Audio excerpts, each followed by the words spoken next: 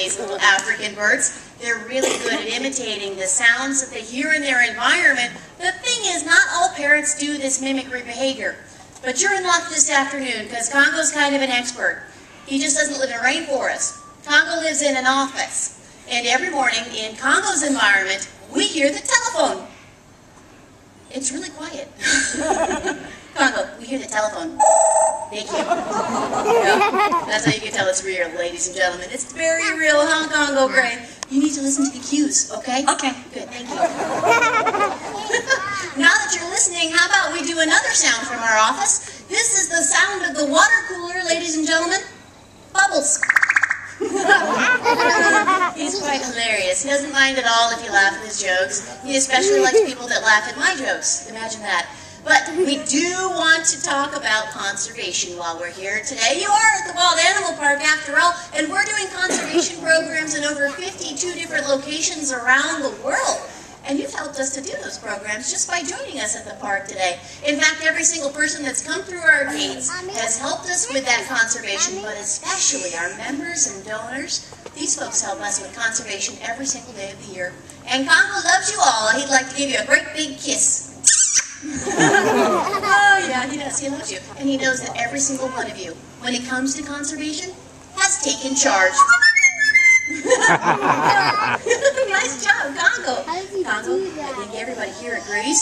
You're funny. Yeah, he is. He's funny. He's funny about conservation too, because you know what? He's not just out there to conserve African gray parrots or one species of animals at a time, because it's really important for us to conserve an entire habitat if we hope for those animals to survive. See, if you save the rainforest, you're saving parrots and bugs and plants and all kinds of cool stuff. So Congo loves that we're conserving everything from elephants and rhinos to duckies. Oh yeah, he loves duckies. We conserve, let's see, California condors and cheetahs, even something as tiny as a frog. He's never met a frog, but, you know, he thinks that's what they sound like. Isn't that right, Congo Gray? Now, Congo is very pleased that you're here today. He's very excited. Yes, he is. And he'd like to share a little secret with you. You see, in the rainforests of Africa, it rains every single day. A bird like this one has to stay dry somehow. If he got wet every time it rained, he'd be too heavy to fly away from predators. That'd make him a soggy gray snack food. So, African gray parrots have a powder that they bring through their feathers. They all have it, but Congo lets me show it off. Watch this. That cloud of powder covers the bird's entire body. Covers his entire enclosure. It even covers each one of his trainers entirely. He thinks it's cute. Yeah. I'm not so sure it is. Aside from Pete, this is the cutest guy I get to work with all day. Isn't that right, Congo Gray? And you know what? I think it's time for us to go, Congo. Isn't that sad? But we do have to go because Pete has some cool birds he'd like to show off for you. So, before we go, we should tell them one thing. Don't you think, Congo? There's one thing that Congo really gets upset about. I mean, he's a cool guy, but he's a parrot. Parrots kind of have uneven temperaments. Every once in a while, even this little dude just completely flips out. I know, it sounds terrible. It's true, though, and usually it's about something like poaching. Because Congo knows that people will steal wild animals from their natural homes, and in the case of little gray guys like him, they sell them illegally into the pet trade.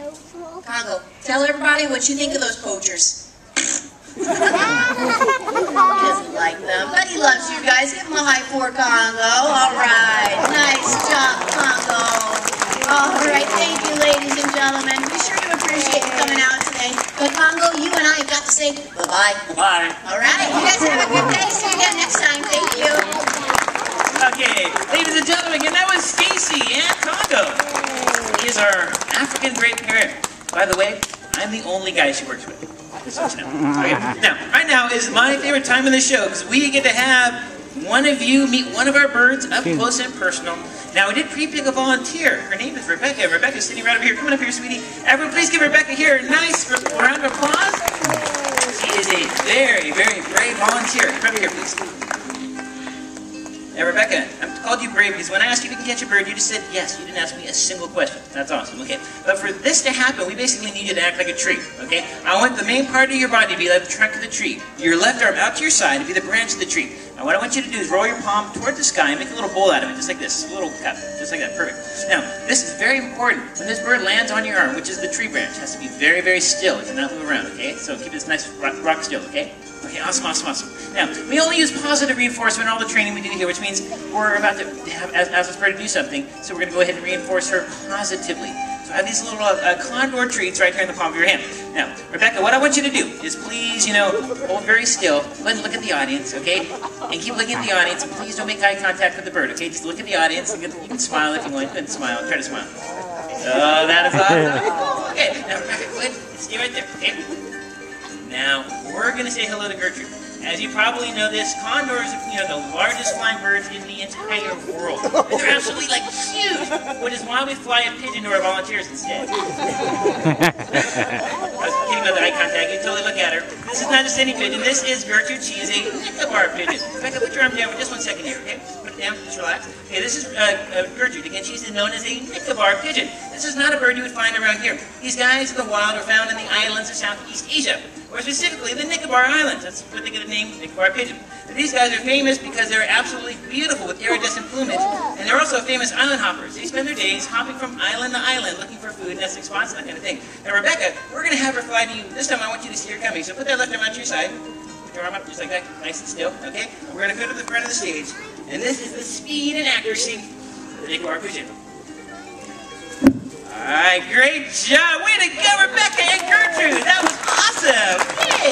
Yay! Yay! Alright, cool. Let me go ahead and pick her up. Alright, Rebecca, put your arm down here one more time, but stay right here. First, I gotta go put Gertrude home. I gotta put her back into this pigeonhole for when she came. She did such a good job. Thank you so much, Gertie. Alright, Rebecca, again, you were phenomenal. You did so well. Before you go, one last thing, okay? I want you to face the audience like you're about to do, okay? Do what we're doing. Put your left arm out to your side. This time, bend your elbow. Have your hand on your waist, like this. Now, bend in the middle, please. Think about it. Alright. Okay, thank you so much. You deserve it. Everyone, please give Rebecca here a nice round of applause. She did a phenomenal job. Yay! Thank you so much, Rebecca, for helping us out. Most of you are probably well aware, we don't fly condors to volunteers. Basically the largest flying birds in the entire world. Now, most of you might not know, we have a very successful breeding program right here at the park with a very large condor known as the California condor. And back in the mid-1980s, the total world population of the California condor was in the low 20s. This was a critically endangered animal, and the San Diego Zoo and the Wild Animal Park wanted to team up to help that bird species out. But because there's so few of them that existed in the world at that time, no facility had a successful breeding program with the California condor. What we did have already here in the park was a very successful breeding program with their larger cousin, the Andean condor. Now, the Andean condor was one of the largest flying birds in the world. These birds are found in the Andes Mountains of South America. Now, we used the information we gained from our very successful Andean condor program, applied that to the California condor. Because of that help, right now, the California condor's numbers are rising dramatically. Currently, there's just over 360 California condors in existence. More than half of those are flying free out there in the wild. We had a lot of conservationists that helped out with that effort, but one very special species of bird that helped out greatly, and that is the Andean condor, and that's the bird species we're going to introduce you to right now. So everyone, it's extremely important you find a seat, and you'll know why in just a moment. But please focus your attention up to the corner of our stadium. This is Calyphia. She is our female Andean condor. She weighs nearly 20 pounds and has an 11-foot wingspan from tip to tip. Ladies and gentlemen, that's Calyphia, our Andean condor. And this is bird's enormous size, which is one of the reasons why the Andean condor as a species was highly persecuted. Because the locals of the Andes Mountains in South America believed that this bird species was a hunter, hunting after their cattle, even their children. But this is not true. This is the giant scavenger, a larger version of the turkey vultures you might be seeing soaring over the park today, which means if you have a pulse and you're breathing, you're out the menu for these birds. They eat dead things. And these birds are very, very beautiful in the air with that 11-foot wingspan. Absolutely beautiful, graceful in the air. The funny thing is, though, you get that giant wingspan closer to the ground. And as you see in just a moment, they're not really,